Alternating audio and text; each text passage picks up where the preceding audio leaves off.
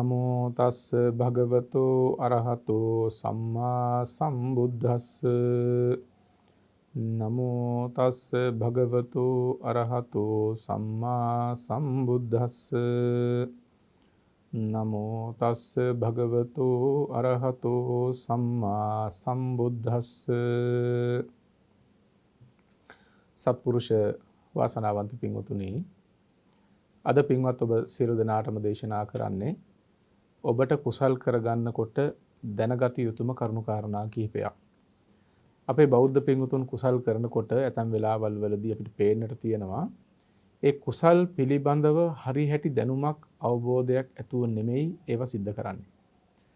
ධර්ම ශ්‍රවණය කරන නිතර බණ දහම් අහන උදවිය නම් කුසල් කරනකොට ඒක හරියාකාරවම සිද්ධ කරගන්න ආකාරයන් පේන්නට තියෙනවා.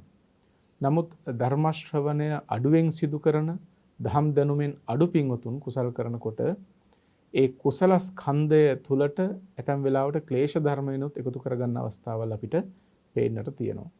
ඉතින් නිවැරදිව කුසලයක් කරගන්නේ කොහොමද කියන කාරණාව අද ඔබට පැහැදිලි කිරීමට බලාපොරොත්තු වෙනවා.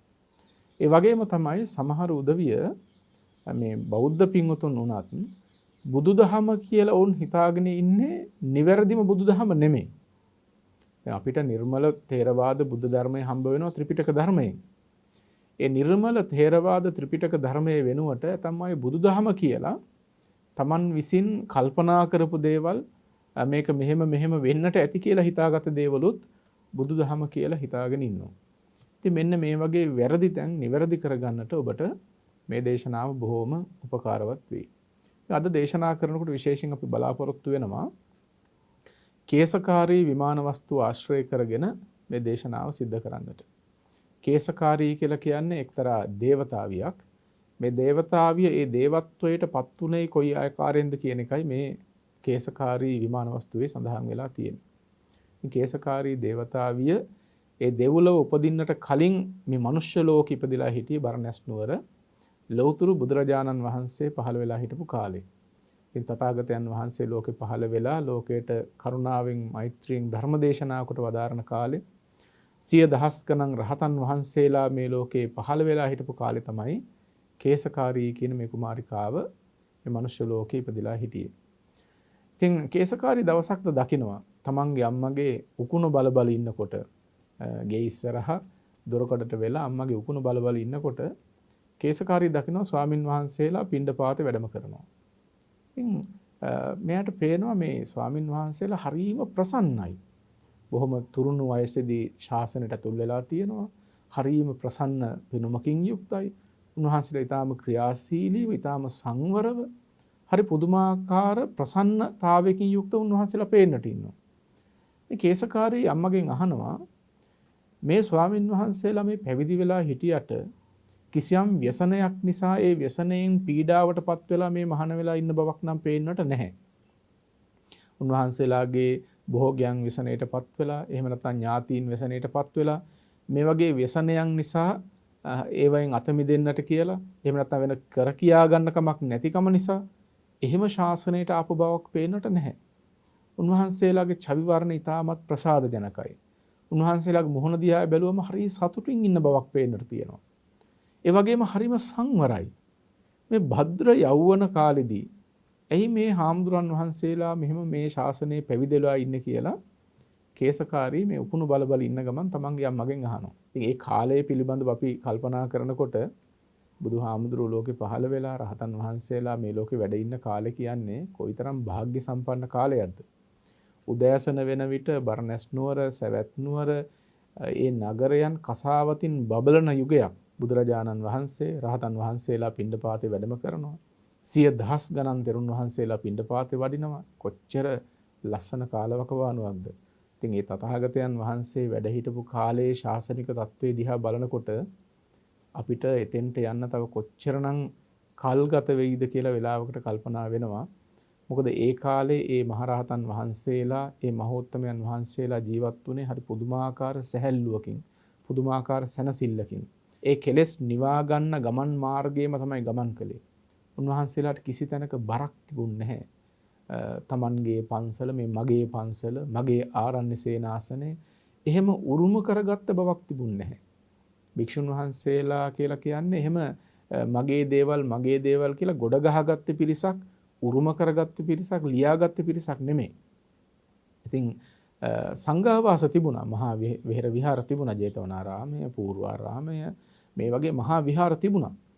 හැබැයි ඒ එකක්වත් මේ මගේ කියලා අල්ල ගැනීමක් තිබුණේ නැහැ.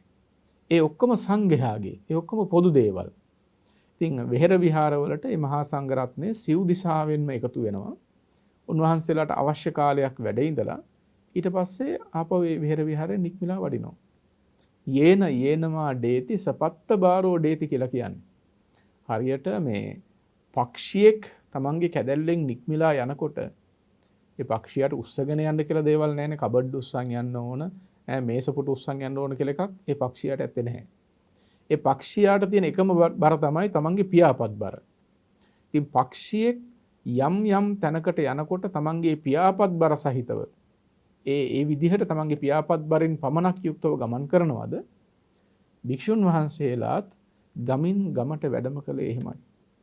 කොච්චරනම් උත්තරීතර ජීවිත පැවැත්මක්ද කියලා බලන්න, මොන තරම්නම් සැහැල්ලු ජීවිත පැවැත්මක්ද. ඉතින් ඒ විදිහට එදා බුදුරජාණන් වහන්සේගේ කාලේ පිහිටවපු ශාසනය, තථාගතයන් වහන්සේ මේ ලෝකයේ පිහිටවපු ශාසනය දීර්ඝ කාලයක් තිස්සේ පැවතගෙන ආවේ ඒ ක්‍රමයට. එකම පන්සලකටවත් අයිතිකාර හාමුදුරුවෝ හිටියේ නැහැ. ඉතින් යම් මෙහෙරක වැඩිහිටි ස්වාමින් වහන්සේ නමක් ඉන්නවනම් උන්වහන්සේ තමයි එතන ප්‍රධාන හාමුදුරුවෝ. උන්වහන්සේ ටික දවසක් ඉඳලා හිතුනොත් තවත් පන්සලකට වැඩම කරනවා. එහෙම නැත්නම් තව බොහොම දුර පළාතකට ආරණ්‍ය සේනාසනයකට වෙන්න පුළුවන්, ගල්ලෙනකට වෙන්න පුළුවන්, එහෙම නැත්නම් සොහොන් බිමකට වෙන්න පුළුවන්.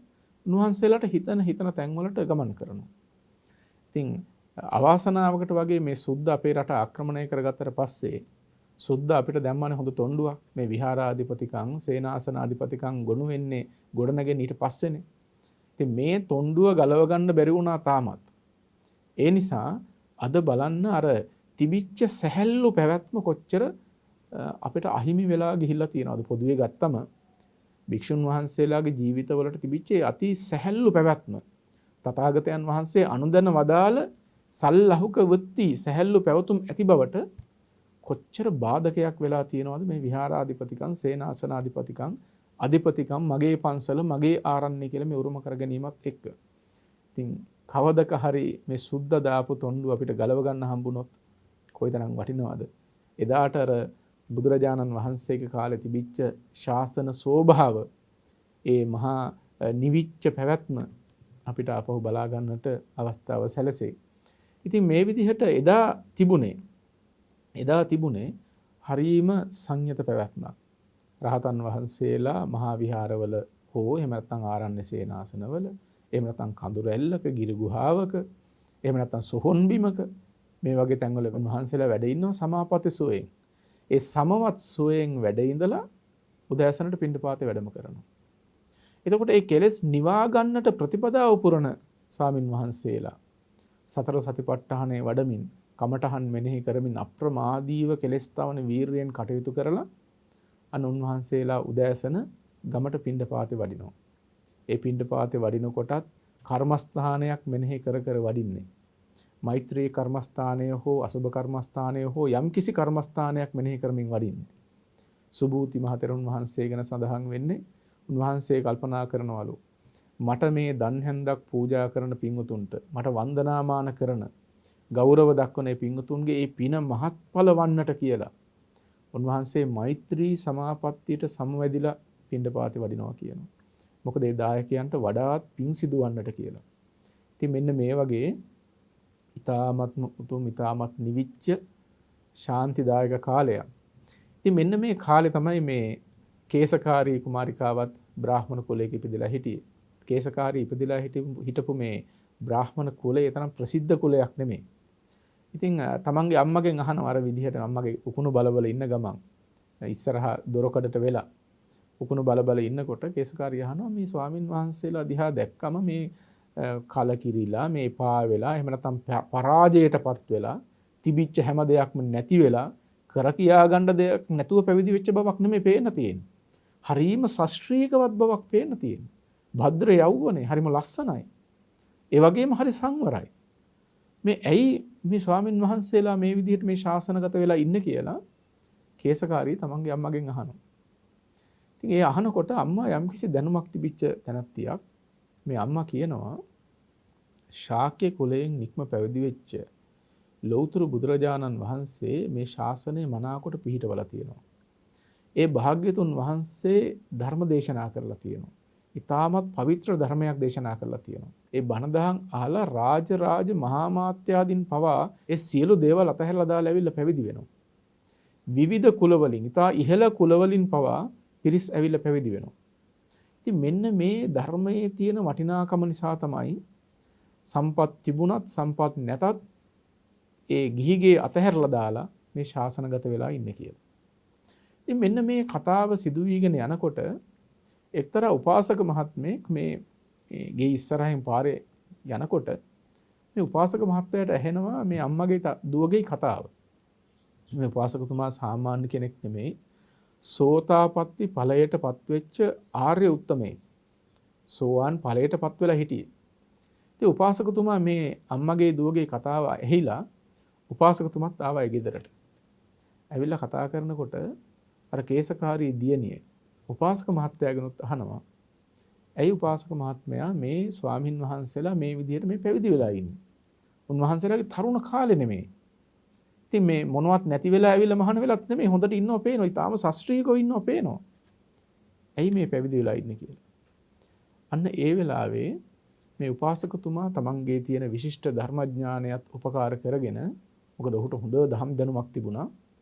මේ ධර්මයේහි තියෙන වටිනාකම මේ කේසකාරීට කියා දුන්නා. මේ ධර්මය කියලා කියන්නේ තා වටිනා ධර්මයක්.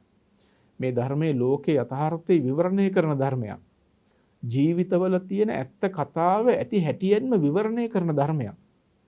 ඒ ශාසනය අනුව ගමන් කරලා සියලු සංසාර දුක්ඛයන්ගෙන් නිදහස් වන්නට පුළුවන්කම තියෙනවා. මේ ජීවිත වශයෙන් සහ සාංශාරික වශයෙන් ලැබෙන උරුමවන ඒ හැම දුකක්ම දුරු කරන්නට පුළුවන්කම තියෙනවා. ඉතින් අන්න ඒ නිසා තමයි මේ කුල පුත්‍රයෝ මේ සම්බුද්ධ ශාසනය පැවිදි වෙලා මේ විදිහට කටයුතු කරන්නේ කියලා උපාසකතුමා මේ කේසකාරියට කියලා දෙනවා. ඉතින් මේ කේසකාරී කුමාරිකාව හරි නුවණැති කෙනෙක්. මේ ටික ඇහුවට පස්සේ මේ කියන මටත් බැරිද ඒ ප්‍රතිපදාවෙහි ගමන් කරන්න. උපාසකතුමා මේ තැනැත්තියට තිසරණ සහිත පංචශීලයේ දුන්නා. සිල් සමාදන් කෙරෙව්වා. සිල් සමාදන් කළාට පස්සේ බලන්න මේ තැනැත්තියගේ තියෙන නුවණ. සිල් සමාදන් වෙලා නිකන් හිටියා නෙමෙයි. දැන් අපේ බහුතරයක් බෞද්ධයෝ ගත්තම සිල් සමාදන් කරාම සිල් සමාදන් වෙලා ඔහි නැගිටලා යනවා. දැන් මේක රකින්න තියෙන එකක්ද? මේක කොහොමද කරන්නේ? මේකට තියෙන අභියෝග මොනවද? ගැටලුවක් આવොත් කොහොමද निराකරණය කරගන්නේ? මේ කිසි දෙයක් අහන්න බලන්නේ නැහැනේ. ඉතින් අර සිරිතක් හැටියට ඔවුන් මේ දේවල් සිල් සමාදන් වෙනවා යනවා මිසක් මේක රකින්න ඕන කියලාවත් ඇතම් උදවියට අදහසක් පේන්නට නැහැ. ඉතින් නිකන් හරි සිල් සමාදන් වෙන එක නම් හොඳයි. හැබැයි ඒක ඒව රකින්න උනන්දු ඇති කරගෙන ආරක්ෂා කරනවා නම් තමයි වඩාත්ම වැදගත් වෙන්නේ. ඉතින් මේ කේසකාරීත් මොකද කළේ?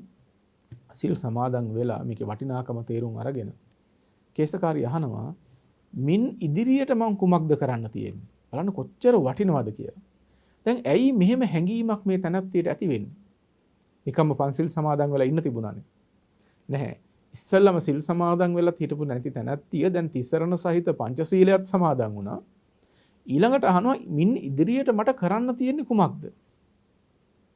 පින්වත්නි මේ හැඟීම ඇතිවන්නට හේතුව තමයි තුනුරුවන් හඳුනාගත්ත බව. බුද්ධ රත්නය, ධර්ම රත්නය, සංඝ රත්නය හඳුනාගත්ත බව. ඒ ගුණයන් ඒ තැනැත්තිය ඒ වෙලාවේ තේරුම් අරගත්තා. අර අම්මා පැහැදිලි කරලා දෙනකොට, ඒ වගේම අර උපාසකතුමා පැහැදිලි කරලා දෙනකොට තුනුරුවන් කියන්නේ මෙච්චර වටිනා සම්පතක් නේද? මේ තරම් වටිනා රත්නයක් නේද කියන එක මේ තැනැත්තිය තේරුම් අරගත්තා. වික්ෂුන් වහන්සේලා කියලා කියන්නේ මෙච්චර වටිනා ප්‍රතිපදාවකට එළඹි පිරිසක්. ධර්මය කියලා කියන්නේ මේ තරම් වටිනා ධර්මයක් අන්තර්ගත වෙච්ච කොටසක්. බුදුරජාණන් වහන්සේ කියලා කියන්නේ විශිෂ්ටතම ධර්මය ස්වයම්භූ ඥාණයෙන් අවබෝධ කරගත මහා උත්තමයෙක්. ගුණ දැනයි ඇයට ප්‍රසාදය ඇති වුණේ.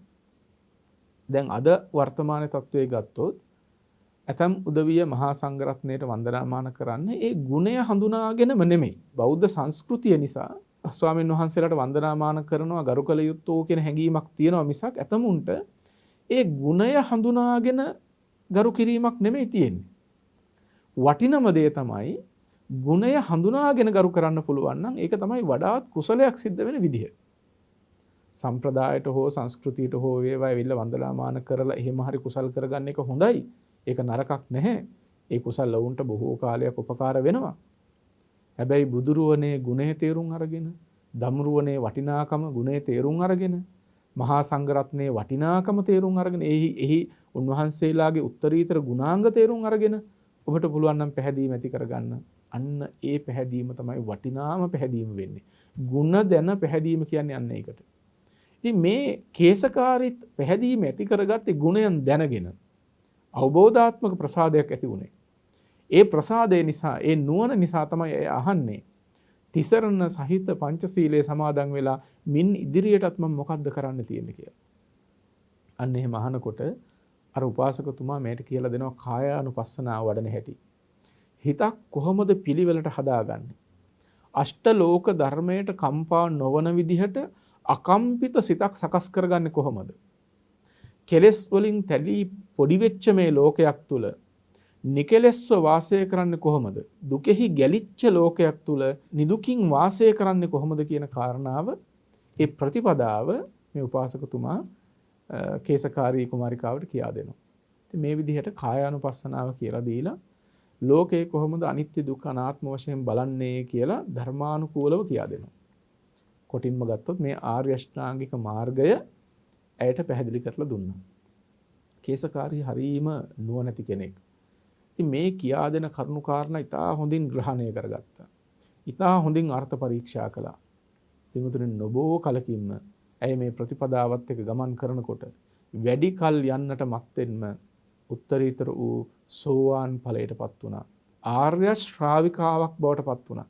පින්වතුනි සෝතාපට්ටි ඵලය කියලා කියන්නේ වටිනාම අවස්ථාවක්. සෝවාන් වෙච්ච ආර්යයන් වහන්සේ නමක් කිසි කලක දුගතියක උපදින්නේ නැහැ. പ്രേත හෝ තිරිසන් හෝ නරකයක හෝ ඒ සතර අපායේ කිසි තැනක සෝවාන් ආර්යයන් වහන්සේ නමක් උපදින්නේ නැහැ. අටවෙනි භවයක් උපදින්නෙත් නැහැ.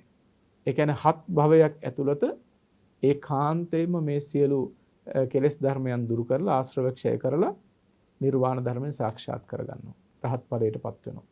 ජීවිත 8ක් උපදින්නේ නැහැ. හත් භවයක් ඇතුළත කෙලෙස් ධර්මයන් දුරු කරගන්නවා. ඉතින් කොච්චර වටිනා තත්ත්වයක්ද කියලා බලන්න, කොච්චර වටිනා අවස්ථාවක්ද.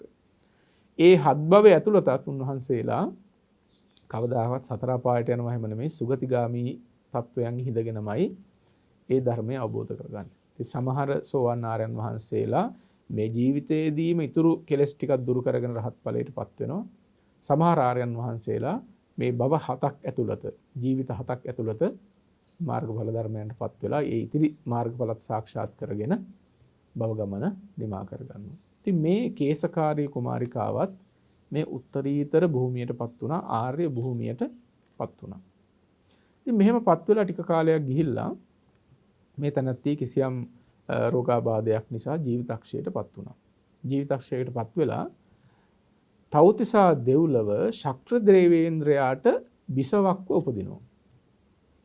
දවසක් දා ශක්‍ර දේවේන්ද්‍රයා බලනවා මේ තමන්ගේ පිරිස අතර, තමන්ගේ දිව්‍යාංගනාවන් අතර ඉතාමත්ම මනහර රූපශ්‍රීයෙන් යුක්තව බබලන දේවතාවියක් ඉන්නවා. ශක්‍ර දේවේන්ද්‍රයා අහනවා, නුඹ මේ අනික් දේවතාවියන් ඉක්මවා බබලනවා.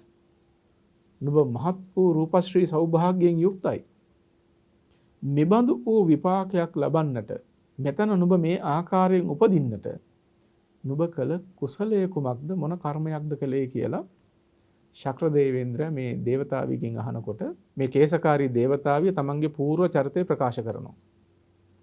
කේසකාරී නමින් බ්‍රාහ්මණ කුමාරියක් වෙලා ඉපදලා හිටපු හැටි, අම්මගෙන් සහ උපාසකතුමාගෙන් තුනුරුවන් හඳුනාගත්තේ හැටි, ඊට පස්සේ තිසරණ සහිතව පංචශීලය ආරක්ෂා කරලා, බණ භාවනා කරලා, විපස්සනා භාවනාව කරලා සෝතාපට්ටි ඵලය සාක්ෂාත් කරගත්ත හැටි, ඒ කුසල විපාක වශයෙන් තව්තිසා දෙව්ලොව මේ බඳු ආත්ම භාවයක් ලැබපු හැටි මේ දේවතාවිය ප්‍රකාශ කරනවා.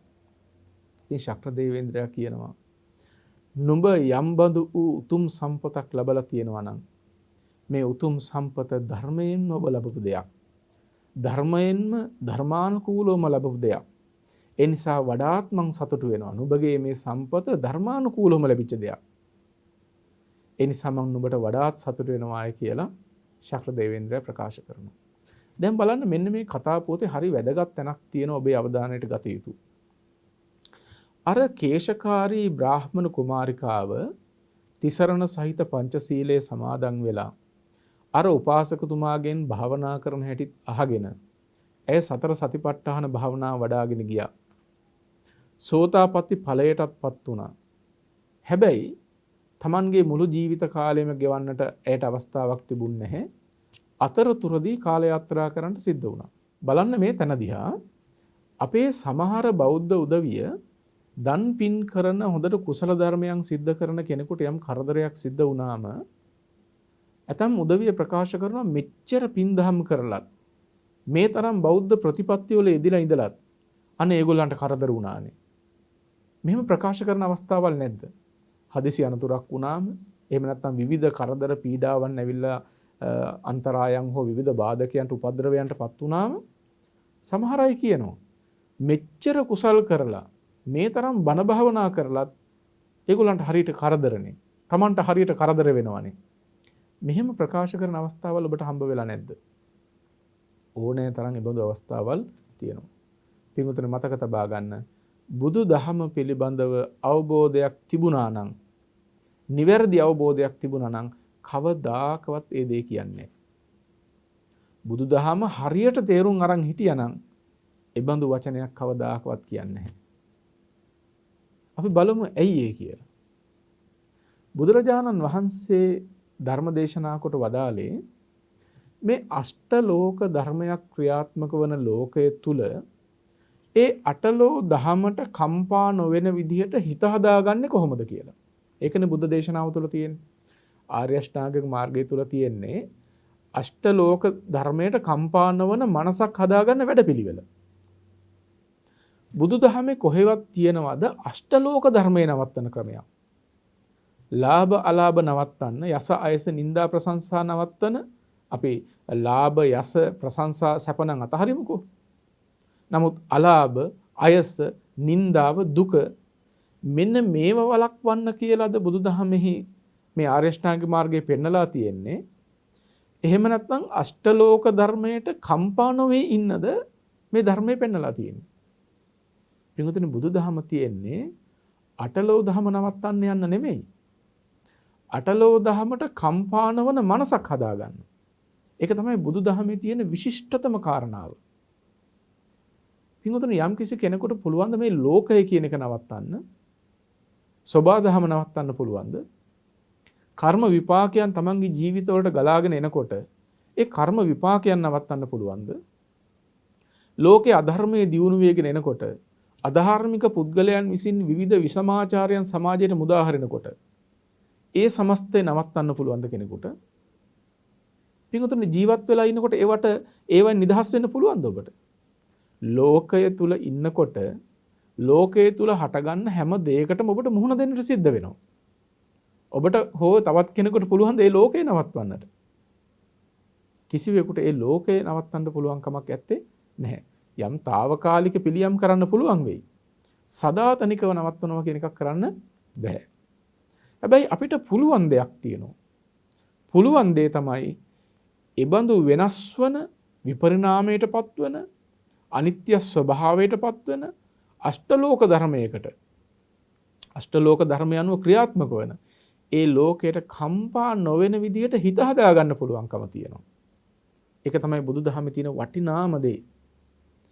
ඒ හිත හදාගත්ත උත්තමයෝ ඒ ධර්ම මාර්ගය අනුව ගමන් කරලා හිත හදාගත්ත උදවිය ලාභය ආවත් අලාභය ආවත් යස හෝ අයස ආවත් නින්දාවක් හෝ ප්‍රශංසාවක් ආවත් සැපයක් හෝ දුකක් ආවත් මේ මොන දේ Taman තුළට ගලාගෙන ආවත් ඒවට ඉල්පෙන්න යන්නෙත් නැහැ. ඒවට හඬන්න වැළපෙන්න යන්නෙත් නැහැ. ඒ ඕනෑම දෙයක් දිහා උපේක්ෂාවෙන් බලන්නට ඊටමත් පිබිදිච්ච මනසකින් ඊටමත් ප්‍රබුද්ධ මනසකින් උපේක්ෂාවෙන් බලන්නට හැකියාව තියෙනවා ඒ ධර්ම මාර්ගයේ ගමන් කරන උදවියට. මෙන්න මේක තමයි පින්වතුනි බුදුදහමේ තියෙන විශිෂ්ටතම ලක්ෂණය. සෙසු ආගම්වල තියෙන්නේ අෂ්ටලෝක ධර්මයට අකම්පිතව ඉන්න මනස සකස් කරන වැඩපිළිවෙලක් නෙමෙයි. ඒ අෂ්ටලෝක ධර්මයෙන් නිදහස් වෙන්න ඔවුන් තමන්ගේ ශාස්ත්‍රවරයා තමන්ගේ යම්කිසි දෙවියෙක් හෝ වේවා යම් පුද්ගලයෙක් වේවා ඔහුගෙන් ඉල්ලලා ඔහුගෙන් ගැලවීමක් ලබා ගන්න විදිහක් තමයි සෙසු ආගම්වල දකින්න තියෙන්නේ. ඔවුන්ට අලාභයෙන් දුකෙන් නින්දාවෙන් මේ බඳු දේවල් වලින් නිදහස් වෙන්නට ඔවුන්ට තියෙන ක්‍රමය තමයි ඔවුන් අදහන ආගමේ නායකයට යාඥා කරන එක. ඔවුන්ගෙන් ඉල්ලා සිටිනවා තමන්ව ඒ දුකෙන් නිදහස් කරන්න කියලා. ඒක තමයි සෙසු ආගම්වල ස්වභාවය. බුදුදහමේ පෙන්වන්නේ ඒ ලෝකය තුල ඉන්නකොට ඔබට ලෝකයට මුහුණ දෙන්න සිද්ධ වෙනවා. මොකද ලෝකයේ තුල ඉන්නකොට ලෝකෙට මුහුණ නොදී ඉන්න පුළුවන් කමක් නැහැනේ. හැබැයි හිත හදා ගන්න පුළුවන් ඔබට ඒ කිසි දෙයකට කම්පා නොවී ඉන්න. මෙන්න මේක තමයි බුදුදහම ඔබට දේශනා කරන්නේ. පින්වතුනි මේ සෝබා දහම පුළුවන් ද නවත්තන්න? වැස්ස අවුව නවත්තලා සීතල කාලේ උෂ්ණ කාලේ නවත්තලා මෙහෙම ඉන්න පුළුවන්ද? සෝබා දහම ක්‍රියාත්මක වෙනවා. වෙලාවකට උෂ්ණ වැඩි වෙනවා, වෙලාවකට උෂ්ණත්වය හොඳටම අඩු වෙනවා. වෙලාවකට මද සුළං එනවා, වෙලාවකට ඡණ්ඩ සුළං එනවා. සුනාමි ඇති වෙනවා. විවිධ විපර්යාසයන්. කිසියම් ආගමක කිසියම් නායකයෙක් මේ සෝබා දහම නවත්තලා තියෙනවද? ඔබ ඉතිහාසයේවත් එබඳු දෙයක් දැකලා තියෙනවද? తాවකාලික දේවල් නෙමෙයි මේ කතා කරන්නේ. යම් දේවල් తాවකාලිකව නවත්ත ගන්න පුළුවන්. හිත දියුණු කරපු කෙනෙකුට මහා සුළඟක් එනකොට ඕනනම් ඒ සුළඟ නවත්තන්න පුළුවන් හිත දියුණු කරපු කෙනෙකුට. తాවකාලිකව. හැබැයි ලෝකය සදාතනිකව නවත්තන්න කිසිවෙකුටත් පුළුවන් කමක් නැහැ. එහෙම පුළුවන් නම් යම් කිසි කෙනෙකුට ඒ වගේ හැකියාවක් තියෙනවා නම් සදාතනිකව මේ ලෝකේ ඒ හොඳ තත්වයෙන් තබන්න. ඇයි පින්වතුනි අද මේ ලෝකයා මේ ආකාරයෙන් දුක් විඳින්නේ? ඉතිහාසයේ පටන්ම ලෝකයා මේ ලෝකයේ තුල දුක් විඳින්මින් එන්නේ ඇයි? කිසිවෙකුටත් ඒ නැවැත්වීමට හැකියාවක් නැති නිසා. එතකොට බුදුරජාණන් වහන්සේ අනුශාසනා කරන්නේ ලෝකය කියන එක නිරන්තරයෙන් විපරිණාමයට පත් වෙන දෙයක්. විපර්යාසයට ලක් වෙනවා, වෙනසකට පත් වෙනවා. අද තියෙන තත්ත්වය නෙමෙයි හෙට. හෙට තියෙන තත්ත්වය නෙමෙයි අනිද්දා. මේ බඳු විපර්යාසයට වෙනසට පත් වෙන ලෝකයේ පිළිබඳව මිනිස්සු බලාපොරොත්තු ඇති කරගන්නවා. මේ දුක හටගන්න ක්‍රමය බුදුහාඳුරු පෙන්නනවා. වෙනස් වන ලෝකයේ තුල වෙනස් වීම කියන එක හඳුනාගන්නේ නැතුව මිනිස්සු බලාපොරොත්තු වෙන විදිහින් තියෙනවා. දැන් ඔබේ කල්පනා දිහා බලන්න. ඕගොල්ලෝ කැමති ඕගොල්ලන්ගේ දෙමව්පියෝ, ඕගොල්ලන්ගේ ඥාතීන්, ඕගොල්ලන්ගේ දූ දරුවෝ, ඕගොල්ලන්ගේ බිරිඳ ස්වාමියා මෙන්න මේ අය ඉතාමත් නිදුකින් ඉන්නවට කැමති. අර වෙනස් වෙන ලෝකයේ තුල ඕගොල්ලෝ කැමති වෙනස් වෙනවට නෙමෙයි. නිදුකින් ඉන්නවට. ඕගොල්ලෝ කැමති ඒගොල්ලෝ හැමදාම සුවපත් වෙනවට. සැපයෙන් සැනසෙල්ලෙන් ජීවත් වෙනවට කැමති. දැන් මේ වෙනස් වෙන ලෝකයේ තුල ඕගොල්ලෝ හිතන් හිටියට මේ තැන් වලින් නතර වෙලා තියාගන්න කියලා. මේ විදිහටම වේවා, මේ ආකාරයෙන්ම වේවා කියලා ප්‍රාර්ථනා කළාට ඔබේ ප්‍රාර්ථනාවට අනුව ලෝකේ කවදාවත් පවතින්නේ නැහැ. ලෝකේ වෙනස් වෙන්නේ ලෝක ධර්මතාවයන්ට අනුව. ඔබේ ප්‍රාර්ථනාවන්ට අනුව හෝ වෙනත් කෙනෙකුගේ ප්‍රාර්ථනාවන්ට අනුව නෙමෙයි ලෝක ධර්මතාවය ක්‍රියාත්මක වෙන්නේ. එතකොට අපි විවිධ දේවල් ප්‍රාර්ථනා කර කර ඉන්නකොට ඒ ප්‍රාර්ථනාවන් කළ ආකාරයට නොලැබෙනකොට අන්න දුක පීඩාව වෙහෙස උපදිනවා. ඒක නෙමෙයි මේ වෙන්නේ. තමන්ගේ දරුවන් පිළිබඳව දෙමව්පිය කොච්චර බලාපොරොත්තු තියන් ඉන්නවද කියලා බලන්න. හොඳට ඉගෙන කියාගෙන, හොඳ වැදගත් විදිහට රැකී ආරක්ෂා කරගෙන, දරු මල්ලන් හදාගෙන, හොඳට ගෙවල් දොරවල් හදාගෙන අනේ සුවසේ සතුටින් ජීවත් වෙයි කියලා දෙමව්පිය කල්පනා කරන්නේ නැද්ද? හැබැයි ඔබ ප්‍රාර්ථනා කරන ආකාරයෙන් ඒවා ඉෂ්ට වෙලා තියෙනවද? ඒ වගේම යම් ආකාරයකින් මේ වෙනකොට ඉටු වෙලා තියෙනවා නම් අනාගතෙත් ඒවා ඒ ආකාරයෙන්ම තියෙයිද? එහෙම එකක් ඇත්තේ නැහැ. මේ ලෝකය නිරන්තරයෙන් පරිණාමයටපත් වෙන වෙනස් වීමට ලක් වෙනවා. එතකොට අපේ බලාපොරොත්තු විසින්, අපේ අපේක්ෂාවන් විසින් තමයි අපිව දුකට ඇද දාලා තියෙන්නේ. ඒ බලාපොරොත්තු වල තියෙන වරද බුදුරජාණන් වහන්සේ පෙන්වනවා. ලෝකයේ තියෙන ඇත්ත తත්වයක්, ඇත්ත తත්වය ඒ ආකාරයෙන් වටහා ගන්නේ නැතුව වරදව ඇති කරගන්න බලාපොරොත්තු වල තියෙන හානිකර තත්වයක්. එයින් සත්වයා දුකටපත් වෙන හැටිත් ලෞතර බුදුරජාණන් වහන්සේ ලෝකයට දේශනා කරලා තියෙනවා. එතකොට ඒ ධර්ම මාර්ගයේ හැසිරෙන උදවිය තමන්ගේ සිත මනමින් සකස් කරගෙන ලෝකයේ පිළිබඳව පරිණත දැක්මක්, ඊට පුළුල් දැක්මක් ඇති කරගෙන අවබෝධයක් ඇති කරගෙන අකම්පිතව උපේක්ෂාවෙන් වාසය කරනවා. ඒක තමයි බෞද්ධයා කියන පුද්ගලයාගේ ස්වභාවය. බෞද්ධයා උපේක්ෂාවෙන් ඉන්නේ, බෞද්ධයා සැනසෙල්ලෙන් ඉන්නේ ලෙඩ වෙන්නේ නැති හින්දා නෙමෙයි. එහෙම නැත්නම් මැරෙන්නේ නැති හින්දා නෙමෙයි. මොකෝ එයා ප්‍රතිපත්ති පිරුවාය කියලා ලෙඩ නොවී තියේද? ඔහු ප්‍රතිපත්ති පිරුවාය කියලා නොමැරෙ තියේද? ප්‍රතිපත්ති පිරුවත් ප්‍රතිපත්ති නොපිරුවත් ලෙඩ වෙන එකත් සිද්ධ වෙනවා, මැරෙන එකත් සිද්ධ වෙනවා. එතකොට ආර්ය ශ්‍රාවකයා මේ ලෝකෙට කම්පා නොවී ඉන්නේ තමන් ලෙඩ නොවී ඉන්නේ හින්දාවත් නොමැරෙ ඉන්නේ හින්දාවත් නෙමෙයි. තමන්ගේ චිත්තසංතානය මනාවකට සකස් කරගෙන තියෙන නිසා. එතකොට මේක තමයි බෞද්ධ ප්‍රතිපදාවේ ස්වභාවය. බුදුදහමෙන් ලබන්නට තියෙන සැනසෙල්ල ඒකයි. මේ සැනසෙල්ල ලබන ආකාරය පිළිබඳව බෞද්ධ ප්‍රතිපදාව පිළිබඳව දැනුමක් අවබෝධයක් නැති උදවිය කියනවා හදිස්සියේ හරි අර ප්‍රතිපදාවක යෙදෙන කෙනෙකුට කරදරයක් වුණොත් එහෙම මෙච්චර බණ භාවනා කළත් මෙච්චර දම්පින් කරලත් ඒගොල්ලන්ට ඔහොම කරදර වෙනවනේ. අන්න එහෙම කියනවා. බලන්න බුදුදහම ගැන තියෙන අනවබෝධය නෙමෙයිද මේ? බුදුදහම කියන්නේ මොකද්ද කියලාවත් හරියට තේරුම් අරගෙන නෙමෙයි ඔවුන් ඉන්නේ. තේරුම් අරගෙන හිටියනම් කවදාකවත් ඒ බඳු වචනයක්වත් ප්‍රකාශ කරන්නේ නැහැ. එතකොට මේ ශාසන ධර්මයේ කියන එක හරියට තේරුම් අරන් ඉන්න එක හැම කෙනාටම වැදගත් වෙන දෙයක්. දැන් එතන තියෙන අනික් කාරණාව තමයි ඔයගොල්ලන්ට හිතෙන්නට පුළුවන් බෞද්ධයෙක් එතකොට මේ ප්‍රතිපත්ති ධර්මයන්ගේ යෙදෙනකොට ඔහුට හිත හදා ගැනීමෙන් ඇතිවන සැනසෙල්ල විතරමද ලැබෙන්නේ? මේ ජීවිත වශයෙන් ලෞකික වශයෙන් ඔහුට කිසියම් ආරක්ෂාවක් සැලසෙන්නේ නැද්ද? එහෙම කල්පනාවක් ඔබට ඇති වෙන්නට පුළුවන්. මෙන්න මේක ගැනත් අපි පරීක්ෂා කරලා බලන්නට ඕන. ඒ ගැන හරියට තේරුම් අරගත්තම බොහොම හොඳයි. විශේෂයෙන් මේ ධර්මානුකූල ජීවිතේ පවත්වාගෙන යනකොට. බෞද්ධ ප්‍රතිපත්ති ධර්මයන්හි නිරත වෙනකොට ඒ පුද්ගලයන්ට භෞතික වශයෙන් මේ ලෞකික වශයෙන් ආරක්ෂාවක් නොලැබෙනවා නෙමෙයි. ආරක්ෂාවක් ලැබෙනවා.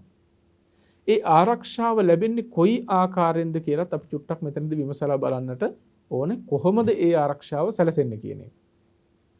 මුලින්ම අපි බලමුකෝ මොනවද මේ ජීවිතවලට එන උපද්‍රව කියලා. අපිට ඊට පස්සේ පුළුවන් මේ උපද්‍රවයන්ගෙන් නිදහස් වෙන්නේ කොහොමද ප්‍රතිපදාවත් එක කියලා තේරුම් අරගන්නට. සාමාන්‍ය මේ ලෝකේ සබාධමෙන් එන උපද්‍රවයන් තියෙනවා. වැස්සෙන්, අවුවෙන්, පින්නෙන්, ස්වභාවික ව්‍යසනයන්ගෙන්, කුණාට, සුලිසුලං, සුනාමි මේ කොච්චර දේවල් එනවද කියලා බලන්න. මේ වගේ ස්වභාවික ව්‍යසනයන්ගෙන් ඇතම් වෙලාවට මේ ලෝකයාට පීඩාවන් උපදිනවා. ඒ වගේම තව කොටසක් තියෙනවා පුරාතන කර්ම වේගයෙන් උපදවන පීඩාවන් තියෙනවා. ඒ කියන්නේ අකුසල කර්ම හේතුවෙන් විපාක වශයෙන් ගෙන දෙන පීඩාවන් තියෙනවා. පෙර ජීවිතවල අපි විවිධ අකුසල කර්මයන් කරලා තියෙනවා නම් ඒ අකුසල කර්මයන්ගේ විපාක විවිධ අවස්ථාවල් වලදී අපිට විපාක පිණිස එළඹෙනවා. අන්න ඒකෙනුත් සත්වය දුකටපත් වෙනවා. ඒ වගේම තවත් අවස්ථාවක් තමයි පාප මිත්‍ර ආශ්‍රය නිසා සත්වය දුකටපත් වෙනවා. තව කාරණාවක් තමයි මේ අමනුෂ්‍යයන්ගෙන් වන උපද්‍රවයන්. අපිට ඇහැට නොපෙනුනාට විවිධ අමනුෂ්‍යයන්ගෙනොත් එතම් උපද්‍රවයන් සත්වයන්ට උපදිනවා. මෙන්න මේ වගේ දේවල් තමයි අපි පොදුවේ ගත්තම සත්වයන්ට මේ ජීවිත වශයෙන් ලෞකික වශයෙන් උපද්‍රව වශයෙන් දකින්නට අහන්නට ලැබෙන්නේ. එතකොට යම්කිසි කෙනෙක් කුසල මාර්ගයක යෙදෙනකොට ලෞකික වශයෙන් කොහොමද අර උපද්‍රවයන්ගෙන් ඔහු නිදහස් වෙන්නේ? දැන් ඔබ හිතන්න ඔබ පන්සල් ආරක්ෂා කරනවා. ඔබ හොඳට බණ භාවනා කරනවා. මෙහෙම ගුණධර්මයක් පුරාගෙන ඉන්නකොට ස්වභාවික ව්‍යසනයක් ආවම ඔබ පන්සිල් රැක්ක පමණින් ඒ ස්වභාවික ව්‍යසනයෙන් සම්පූර්ණයෙන් ඔබට ගැලවෙන්න පුළුවන්ද? පින්වතුනි, පන්සිල් රැක්ක පමණින් හෝ බණ භාවනා කළ පමණින් ඒ සමස්ත ව්‍යසනයන්ගෙන් වළකින්න පුළුවන් කමක් නැහැ. හැබැයි ඇතම් අවස්ථාවල් තියෙනවා ඒ ගුණධම් පුරණ උදවිය ඒ ස්වභාවික ව්‍යසනයන්ගෙන් ආරක්ෂා වන. ඇතම් අවස්ථාවල් සම්පූර්ණයෙන් මෙහෙම වළකිනවා කියලා එකක් ඇත්තේ නැහැ. දැන් බලන්න මේ අනුරාධපුර යුගයේ කාලේ අපේ ලංකාවෙම බැමිණිටියා සාය කාලේ රහතන් වහන්සේලා කී දහහක් පිරිනුවන් වැඩියද ආහාර නැති කමින්ම. ඒ ආපු මහා නියං සාය නිසා මේ රටේ කන්න බොන්න කියලා දෙයක් තිබුණේ නැහැ. එතකොට රහතන් වහන්සේලාත් පිරිනිවන් පෑවා. ආහාර නැති නිසාම. එතකොට රහතන් වහන්සේලා මේ පංචශීලයේ විතරක් රැකලාද? ඒ ගුණේ උත්තරීතර තත්වයටම වඩලානේ. හැබැයි පුළුවන් වුණාද ස්වභාවික ව්‍යසනයෙන් සම්පූර්ණයෙන්ම නිදහස් වෙන්නට? එහෙම පුළුවන් කමක් නැත්තේ නැහැ. ඒ නිසා මතක තියාගන්න එක කාරණාවක් හැටියට ගුණදහම් පුරන උදවිය ඇතම් අවස්ථාවල් වලදී ස්වභාවික ව්‍යසනයන්ගෙන් ආරක්ෂා වන වෙලාවලුත් තියෙනවා, ආරක්ෂා නොවන වෙලාවලුත් තියෙනවා. ඊළඟට බලන්න කර්ම විපාක කියන එක. යම් යම් අය තම තමන්ම කර්මයන් කරගත්තම අකුසල කර්මයන් කරගත්තම ඒ අකුසලයන්ගේ විපාක ඒ ජීවිතවලට එනවා. එතකොට කෙනෙක් ගුණදහම් පිරූ පමණින් පෙර කළ කර්ම විපාකයන් සහ මුලින්ම නතර වෙනවා එහෙම නෙමෙයි. ගුණයන්ගේ අගතන්පත් වෙච්ච ලෞතුරු බුදුරජාණන් වහන්සේටත් කර්ම විපාකයන් විපාක දුන්නානේ. එහෙව් එකේ ඕගොල්ලෝ මේ පංචශීලයේ රැකලා නැත්නම් දානයක් පූජා කරා කියලා ටිකක් භාවනා කරා කියලා කර්ම විපාක ආවොත් එහෙම අයියෝ බණ භාවනා කරලත් මෙච්චර ගුණදහම් වඩලත් කරදර එනවනේ කියලා හිතනවා නම් ඒක කොච්චර වරදක්ද? ඒ නිසා මතක තබා ගන්න පෙර අකුසල විපාකයන් එනකොට ඒ අකුසල විපාකයන්ගෙන් සහ මුලින්ම ඔබට බේරෙන්නට බෑ ඔබ මේ ජීවිතයේ කුසල් කළ පමණින්. හැබැයි මේ ජීවිතයේ ඔබේ කුසල ධර්මයන් බලවත් වෙනකොට නැවත නැවත දාන ආදී පින්කම් කරලා සීලාදී ගුණධම් පූර්ණේ කරලා බණ භාවනා කරගෙන ඉන්නකොට ඔබේ කුසල ධර්මයන් වඩාත් බලවත් වෙනකොට එක පැත්තකින් සමහර අවස්ථාවල් වලදී අර අකුසල විපාකයන් දුරු වෙන අවස්ථාවල් නැතුව එහෙම නෙමෙයි. ප්‍රබල අකුසල විපාකයන් දුර්වල වෙනවා. දුර්වල අකුසල විපාකයන් සමහරලාවට විපාක නොදීම අහෝසි වෙලා යන අවස්ථා නැතුව එහෙම නෙමෙයි. ඒ බඳු අවස්ථා තියෙනවා. සම්පූර්ණයෙන්ම එහෙම වෙනවමත් නෙමෙයි. එහෙම නොවෙනවාමත් නෙමෙයි.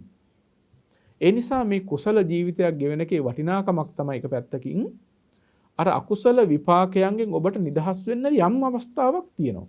100%ක්ම නොවුනත්. ඒ නිසා මතක තබා ගන්න කුසල් කරනකොට කුසල ධර්මයන් ජීවිතය තුළ බලවත් වෙනකොට අවස්ථාවක් තියෙනවා අකුසල විපාකයන්ගෙන් ටිකක් නිදහස් වෙන්නත්. ඔය අපල කියලා කියන්නේ. අන්නේ අකුසල විපාකයන්ගෙන් නිදහස් වෙන්නත් අවස්ථාවක් තියෙනවා. හැබැයි ඒ අකුසල විපාකයන් විපාක දෙන අවස්ථාවලුත් තියෙනවා කියලා මතක තබා ගන්න. ඊළඟ කාරණාව බලන ජීවිතවලට උපද්දර වෙන. පාප මිත්‍ර සේවනය. පින්වතුනි පාප මිත්‍ර සේවනයෙහි යෙදෙනවා කියලා කියන්නේ ඔබ බොහෝම අකුසලයන්ගෙන් යුක්තව ජීවත් වෙනවා කියන එක. මොකද පාප මිත්‍ර සේවනයත් එක්ක ඔබ අකුසලයන්ට වැටෙන්න තියෙන ඉඩකඩ ඉතාමත්ම වැඩි. කයෙන් වචනයෙන් මනසින් නිරන්තරයෙන් අකුසලයන්ට වැටෙන්න ඉඩකඩ තියෙනවා පාප මිත්‍රයන් ඇසුරු කරනකොට. එතකොට කුසල් බලවත් වෙනවා කියලා කියන්නේ පාප මිත්‍ර සේවනයෙන් ඔහු ඈත් වෙනවනේ. කුසල ධර්මයන් බලවත් වෙන පුද්ගලයා නිරන්තරයෙන් පාප මිත්‍රයන්ගෙන් ඈත් වෙනවා. පාප මිත්‍රයන්ගෙන් ඈත් වෙනකොට අන්න පාප මිත්‍ර සේවනයේ නිසා යම් පීඩාවක් ඔබට උපදින්න පුළුවන් නම් අන්න ඒ පීඩාව ඔබට උපදින්නේ නැහැ. ඒක ඔබට මේ ditta ධම්ම වේදනීයවම ලබා ගන්න පුළුවන් දෙයක්. පාප මිත්‍රයන් ආශ්‍රය කරනකොට ඔබට වරදින්නට තියෙන අවස්ථාවල් ඉතාමත්ම විශාලයි. අන්න ඒකෙන් ඔබට වළකින්න අවස්ථාවක් ලැබෙනවා, නිදහස් වෙන්න අවස්ථාවක් ලැබෙනවා කුසල ධර්මයන් සිද්ධ කරනකොට. ඊළඟ කාරණාව තමයි අමනුෂ්‍යයන්ගෙන් වන උපද්‍රව. කුසල ධර්මයන් බලවත් වෙනකොට අර අමනුෂ්‍යයන්ගෙන් වන උපද්‍රවයන් සීමා වෙනවා. සමහර වෙලාවට නැතිම වෙලා යනවා, සමහර වෙලාවට අඩු වෙනවා. හැබැයි ඒකෙනුත් ඔබ හිතා ගන්නට එපා සහ මුලින්ම නිදහස් වෙන්න පුළුවන් කියලා. ධර්මසේනාධිපති සරියුත් මහ රහතන් වහන්සේටත් එක්තරා මිත්‍යා දෘෂ්ටික යක්ෂයෙක් ඇවිල්ලා හිසට පහරක් ගැහුවා කියනවනේ. ඉතින් මේ ධර්මසේනාධිපති මහෝත්තමයන් වහන්සේටත් එහෙම අමනුෂ්‍යව කරදර කරා නම් ඔබ ගැන අමුතුවෙන් හිතන්නට දෙයක් නැහැනේ. හැබැයි ඔබ නිරන්තරයෙන් ගුණධම් වල ඉන්නකොට අර අමනුෂ්‍යයන්ගෙන් වෙන්න පුළුවන් උපද්‍රවයන් අඩුවීමේ සම්භාවිතාවක් තියෙනවා. සහ මුලින්ම නිදහස් වීම කෙසේ වුවත්. මෙන්න මේ විදිහට කුසල ධර්මයන් සිද්ධ කරනකොට අකුසලයෙන් වළකිනකොට ධර්මානුධර්ම ප්‍රතිපදාවෙහි යෙදෙනකොට අර බාහිර උපද්‍රවයන්ගෙන් ඔබට නිදහස් වෙන්නට අවස්ථාවක් තියෙනවා මේ ලෞකික වශයෙන් ගත්තම. හැබැයි සහ මුලින්ම නිදහස් වෙනවා කියලා හිතන්නට එපා. ඒ නිසා දිට්ඨ ධාර්මිකවත් මෙලෝ වශයෙන්මත් ඔබට ධර්මචාරී ජීවිතය තුළින් සැනසෙල්ලක් අත් කරගන්නට බැරි කමක් නැත්තේ නැහැ. ඒතර මේක ඊටාම හොඳින් තේරුම් අරගන්න ඕන කාරණාවක්. ධර්මචාරී ජීවිතය තුළින් සැනසෙල්ල ලබා ගන්න කොහොමද කියන එක දැනගන්න එක ඊටාමත්ම වටිනවා. එකක් තමයි අර මුලින් සඳහන් කළා වගේ ඔබේ සිත සකස් කරගන්න එක. ඔබේ සිත සකස් කර ගැනීම තුළින් මේ ලෝකයෙන් උපදින උපද්‍රවයන්ට කම්පා නොවී ඉන්නට පුළුවන්කම තියෙනවා. ඒක තමයි වටිනාම දේ. ඒ වගේම තමයි දිට්ඨ ධම්මික වශයෙන් මෙලෝ වශයෙන්මත් ඔබට අර ඉහතින් සඳහන් කළ ආකාරයෙන් උපද්‍රවයන්ගෙන් නිදහස් වන්නටත් කිසියම් අවස්ථාවක් සැලසෙනවා. දැන් මෙන්න මේ කාරණා හරියට තේරුම් නොගැනීම නිසා ඇතම් උදවිය බුදුදහම අනුව කටයුතු කරන්නේත් වැරදි අදහසින් මිසක් නිවැරදි අදහසින් නෙමෙයි. අපිට පේනවා කුසල් කරගන්නට ගියාමත් ඒ කුසලය හරියට කරගන්නට දන්නේ නැතුව ඒ කුසල් ගොඩට විවිධ ආකාරයේ ක්ලේශයන් එකතු කරගන්නවා. පින්වතුනි බුදුදහමෙන් සැනසෙල්ල ලබන්න තියෙන්නේ බුදුරජාණන් වහන්සේ වදාළ ආකාරයට. තථාගතයන් වහන්සේ වදාළ ආකාරයට සැනසෙල්ල ලබා ගන්න නැතුව එක එක්කෙනා කියපු ආකාරයන්ට හෝ ඔබ හිතන ආකාරයට සැනසෙල්ලක් ලබන්න ගියොත් ඒ නියම ශාන්තිය ජීවිතේ රත් කරගන්නට බැරිව යනවා. දැන් බලන්න අපේ අය කොයිතරම් වරදවා ගන්නවද කියලා මේ කාරණාවන්. දැන් බලන්න සමහර උදවිය බෝධි පූජා තියන්න ගියාම ඒ බෝධි පූජා තියන්න යන්නෙම ඔළුවේ ලොකු ප්‍රාර්ථනා ගොඩක් තියාගෙන. ශිෂ්‍යත්වයේ පාස් වෙන්න, O level A level pass වෙන්න, එහෙම නැත්නම් මේ රස්සාවට දාපු ඇප්ලිකේෂන් එක සාර්ථක කරගන්න. මෙන්න මේ වගේ ප්‍රාර්ථනා ගොඩාක් තියාගෙන තමයි යන්නේ. බලාපොරොත්තු ගොඩාක් තියාගෙන. දැන් මෙහෙම ගිහිල්ලා බෝධි පූජාව තියනවා කියන්නකෝ. බලන්න ඒ බෝධි පූජා තියනකොට ඔයගොල්ලන් නැත්නම් උදවිය අර බුදු ගුණ කිය ප්‍රාර්ථනා කරන්නේ මොනවද කියලා බලන්න. අරහං බුදු ගුණයෙන් සියලු අපල දුරු වෙන්න. මේ විදිහට නවාරහාදී බුදු ගුණ කිය අපල ටික දුරු වෙලා රෝග පීඩා ඔක්කොම ටික දුරින්ම දුරු වෙලා ගිහිල්ලා සැපත සතුට ලං වෙලා මේ පංචකාමයන්ගෙන් පිරිච්ච ඊටමත් සෞභාග්‍යමත් ජීවිතයක් ගොඩනගා ගන්න ලැබේවා කියලා නෙමෙයිද මේ කවි වලින් කියන්නේ. දැන් බලන්න අරහං බුදු ගුණය ගැන සම්මා සම්බුද්ධ ගුණය ගැන බලන්න. බුදුරජාණන් වහන්සේ ඒ උත්තරීතර ගුණයන්ටපත් උනේ කොහොමද? පින්වතුනි ලෝභය දුරු කරලා, ද්වේෂය, මෝහය දුරු කරලා. එතකොට ඒ ලෝභ, ද්වේෂ, මෝහයන් දුරු කළ තථාගතයන් වහන්සේගේ ඒ උත්තරීතර ගුණ කිය ඕගොල්ලෝ ලෝභයෙන්ම ප්‍රාර්ථනා කරනවා නම් සැප සම්පත් ලැබේවා, මේ සියලු අපල දුරු වෙලා, සියලු යසීසුරු පහත් වෙලා, තව ටික කාලයක් ගිහිල්ලා මේ බුදු ගුණ කිය ලැප්ටොප් පහළ වේවා, MacBook පහළ වේවා කියලා කියයිද දන්නේ නැහැ. ඒ தත්වෙට ඕගොල්ලෝ මේ ලෝභ, ද්වේෂ, මෝහයන් අනුවම ගමන් කරනවා. බලන්න වීතරාගී ගුණ කිය ඒ වීතරාගී ගුණ බලයෙන් මෙච්චර සම්පත් ලැබේවා කියලා ලෝභය ප්‍රාර්ථනා කරනවා. බුදුරජාණන් වහන්සේ ගුණයටපත් උනේත් ලෝභය දුරු කරලා කියන එකත් අමතක වෙලා ගිහිල්ලා. බුදුරජාණන් වහන්සේ කෙලෙස් දුරු කළේ යම් බෝධිද්‍රූම මූලයක සිටද ඒ බෝ මුලට ගිහිල්ලා ඕගොල්ලෝ කෙලෙස් ධර්මයන් ප්‍රාර්ථනා කරනවා නම් ඔබ හරියට ඒ කුසලයේ කරනවාද කියලා බලන්න. මේ ශාසන ධර්මයේ තියෙන්නේ කෙලෙස් ධර්ම දුරු කරන්නද නැත්නම් කෙලෙස් ධර්ම තව තවත් වඩා ගන්න කියන්නද? පින්වතුනි බුදුරජාණන් වහන්සේ පෙන්නවා ලෝභය කියන්නේ අහිත පිනිස, දුක් පිනිස, අනර්ථය පිනිස පවතින ධර්මයක්. ද්වේෂය, මෝහය කියලා කියන්නේ සත්වයන්ට අහිත පිනිස, දුක් පිනිස, අනර්ථය පිනිස පවතින ධර්මයක්. ඔබ කුසල් කරගන්න පුළුවන් තැනකටත් ඇවිල්ලා ලෝභයම ප්‍රාර්ථනා කරනවා නම් ඔබ අහිත පිනිස, දුක් පිනිස, අනර්ථය පිනිස පවතින දේ නෙමෙයිද මේ ප්‍රාර්ථනා කරන්නේ? ඒ කෙලෙස් වලටම නෙමෙයිද වැටෙන්න හදන්නේ? දැන් හිතන්න ගිහි ගෙදර ජීවත් වෙනකොට කෙලෙස් අනුව ජීවත් වෙන උදවිය පන්සලට, සේනාසනයකට, විහාරස්ථානයකට ගිහිල්ලා එන්නට ඕන ටිකක් හරි අර කෙලෙස් ගින නිවාගෙන නේද? ඔබ ප්‍රාර්ථනා කරගෙන ගියා නම් ගෙදරින් කෙලෙස් ගොඩක්. ඒ කෙලෙස් ගොඩම තවදුරටත් තර කරගෙනද ඔබ ආපහු ගෙදර එන්නට ඕන? නැත්නම් ඒ කෙලෙස් ධර්මයන් ටිකක් හරි ලෙහා දාලාද? ඒ කෙලෙස් ධර්මයන් ටිකක් හරි දුරු කරලාද? ඉතින් හොඳට විමසලා බලන්න නුවණක් නැතුව කරන දේවල් තුලින් නියම විදිහටද කුසලයේ සිද්ධ වෙන්නේ? එහෙම නැත්නම් ඒ වරදවා ඔබ යමක් කරනවද කියලා. හැබැයි හොඳට කුසල් කරගන්න අවස්ථාවක් තියෙනවා බෝධි පූජාවක. ඔබ ඒක තේරුම් අරගන්නට ඕන අපේ පැරණි සම්ප්‍රදාය දිහා බලලා. අපේ පැරණි උපාසක මහත්තුරු, පැරණි උපාසක අම්මලා, පැරණි ස්වාමින් වහන්සේලා කොහොමද නියම විදිහට බෝධි පූජාවක් සිද්ධ කරලා බලවත් කුසලයක් සිද්ධ කරගත්තේ? අන්නේ ඒ අපේ පැරණි සම්ප්‍රදාය දිහා බලන්න. එහෙම නැතුව අරක ලැබේවා, මේවා ලැබේවා, අර ඔක්කොම සම්පත් ටික ලැබේවා, සැපත සතුට පිරීලා ඉතිරිලා යන්න මේ ඔක්කොම පහළ වේවා කියලා දේවාලයකට ගියා වගේ කරගන්න එපා. බෝධි පූජාවක් ළඟට ගිහිල්ලා. බෝමලුව කියලා කියන්නේ දේවාලයක් නෙමෙයි. බෝමලුවට ගිහිල්ලා ඔබ කරගන්න ඕන කුසල ධර්මයන්. එතෙන්ට ගිහිල්ලා යාතිකා කරනවා වගේ එහෙම කටයුතු කරන්න ගිහිල්ලා අර බලවත් කුසලයේ ඔබට අහිමි කරගන්නට එපා. පින්වතුනි, කොහොමද හොඳ කුසලයක් කරගන්නේ බෝධි පූජාවකින්? ඔබ ඊටමත් සංවරව, හොඳට පිරිසිදුව, සුදු වස්ත්‍රයකින් සැරසිලා, මල් පහන් සුවඳ දුම් ටික අරගෙන බෝමලුවකට යන්න බොහොම ශ්‍රද්ධාවෙන්. බුදුගුණ සිහිපත් කර කර තුනරුවනේ සිත පහදව ගන්න. බෝමලුවට ගියාම ඒ බෝමලුව හොඳට අමදින්න. පිළිවෙලකට කාගෙත් සිත් ඇද ගන්නා විදිහට බොහොම ලස්සනට බෝමලුව අමදින්න. මල් ආසන ළඟට ගියාම ඔබේ මල් වට්ටි විතරක් පූජා කරන්නට නෙමෙයි.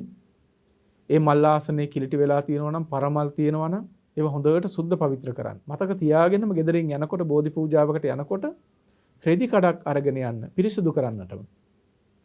මල් ආසන ටික හොඳට සුද්ධ පවිත්‍ර කරන්න. පහන් ටික හොඳට පවිත්‍ර කරන්න. ඔබ මල් පූජා කරනකොට හරි ලස්සනට මල් ටික හදන්න.